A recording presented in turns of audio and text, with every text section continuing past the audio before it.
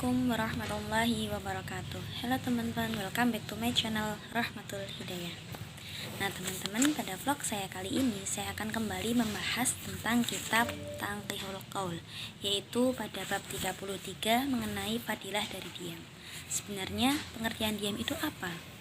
Jadi kebanyakan kita itu mengerti bahwa diam itu tidak berkata apa-apa atau berdiri di tempat. Nah sedangkan menurut KBBI, diam itu memiliki beragam arti. Misalkan yang pertama yaitu berdiam di tempat, kemudian tidak berbicara apa-apa karena orang tersebut tidak paham atau tidak mengetahui hal-hal yang sedang dibicarakan, tidak berbicara apa-apa, berdiam diri, atau segala hal yang kita lakukan itu tidak berinteraksi dengan teman-teman yang lain atau orang-orang lain seperti itu. Nah kemudian Fadilah keutamaan dari diam itu apa sebenarnya? Nah, jadi pada tingkat kitab Tanqihul Qaul bab 33 ini disebutkan yaitu fi fadilatis sukut. Ya, pertama saya akan bacakan. Qalan Nabi sallallahu alaihi wasallam, dawuh sapa Nabi Muhammad sallallahu alaihi wasallam, al-afiyatu utawi keselamatan asyaratu iku 10. Ajzai bagian tis'atu songo fi somti ing dalem menang, wal asyiratu lan 10 fil uzlati ing dalem yang nyingkir anin nasi saking manusia. Jadi pada kitab Tanqihul Qaul ini hadis pertama itu disebutkan bahwa qala Nabi sallallahu alaihi wasallam al-afiyatu asyaratu ajzai tis'atu fi somti wal asyiratu fil uzlati anin nas, yang artinya bahwa keselamatan itu ada 10. Bagian yang ke-9 yaitu diam, dan bagian yang lainnya yaitu menyingkir dari orang-orang.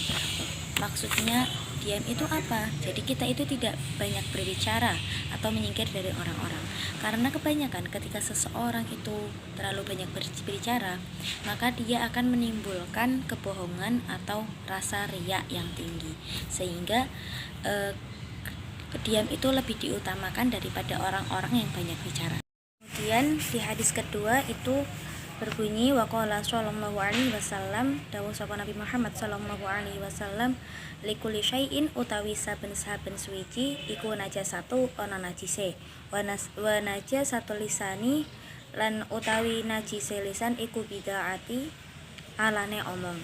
Jadi pada di kitab Tanqihul Qaul ini Rasulullah SAW pernah bersabda, likulli syai'in najasatu wa najasatal lisanil al-bid'ati, yang artinya bahwa segala sesuatu itu memiliki najis, dan najisnya lisan merupakan omongan atau perkataan yang buruk.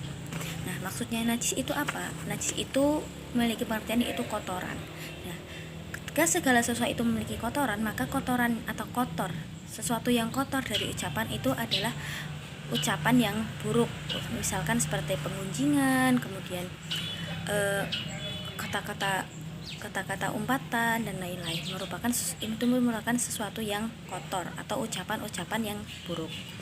Kemudian pada yang ketiga yaitu qala sallallahu alaihi wasallam, dawuh sapa Nabi Muhammad sallallahu alaihi wasallam, man somata sapa wonge sing menang iku naja selamat, yang artinya bahwa man somata naja, yang artinya bahwa seseorang, apabila ada seorang yang diam maka dia itu selamat. Maksudnya selamat itu apa?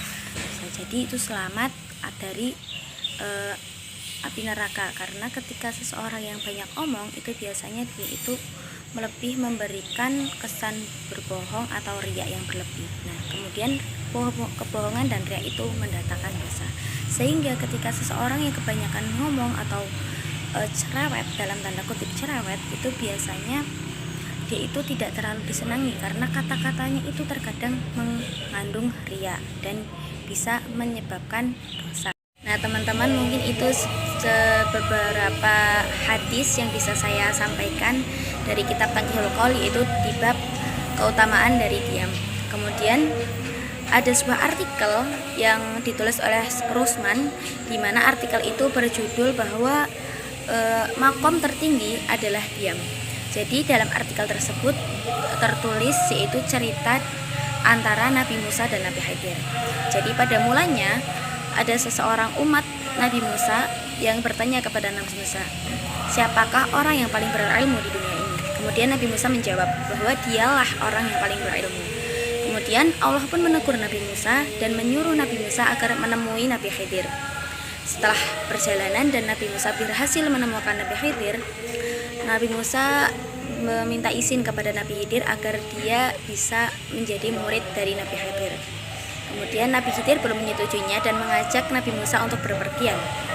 Dan Nabi Khidir berkata kepada Nabi Musa agar Nabi Musa tidak banyak bicara dan tidak berkomentar atas apa yang telah Nabi Khidir lakukan. Di tengah perjalanan, mereka melihat sebuah perahu yang masih berhembus. Tiba-tiba Nabi Khidir melubangi perahu tersebut. Nabi Musa terheran-heran dan bertanya kepada Nabi Khidir, "Mengapa engkau melubangi perahu ini?" Kemudian Nabi Khidir bertanya, "Sudahkah aku katakan bahwa kau lebih baik diam dan tidak memberi komentar atas apa yang aku lakukan?" Kemudian Nabi Musa tersadar dan meminta maaf. Di perjalanan lagi Nabi Khidir bertemu dengan seorang anak dan dia pun membunuh anak itu. Nabi Musa juga terheran-heran, tapi beliau lebih memilih untuk diam. Di perjalanan ketiga ada sebuah rumah yang sudah mau rubuh. Kemudian Nabi Khidir membenarkan dinding dari rumah tersebut. Nabi Musa pun berheran-heran padahal rumah itu sudah rusak dan lama ditinggalkan. Di akhir Nabi Khidir berkata kepada Nabi Musa, "Inilah akhir dari pertemuan kita." Kemudian Nabi Musa masih terheran-heran dan masih bingung tentang perilaku yang sudah dilakukan oleh Nabi Khidir.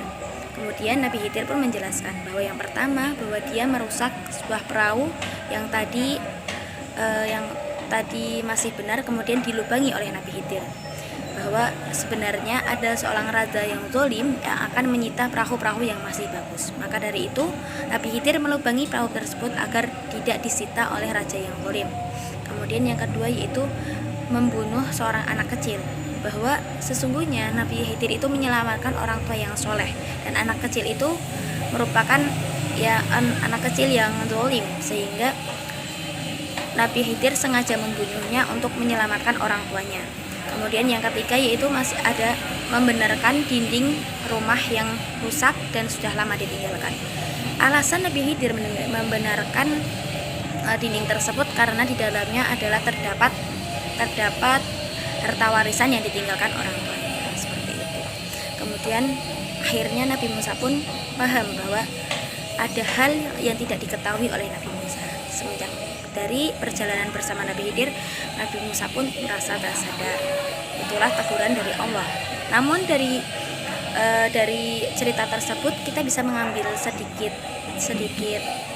tidak sedikit ya. Kita bisa mengambil beberapa pelajaran bahwa yang pertama, kita itu harus bersabar menunggu jawaban dari guru kita. Kita tidak harus langsung menyalahkan seseorang karena bisa jadi di balik perilaku seseorang yang buruk itu memiliki hikmah-hikmah tersendiri, seperti itu.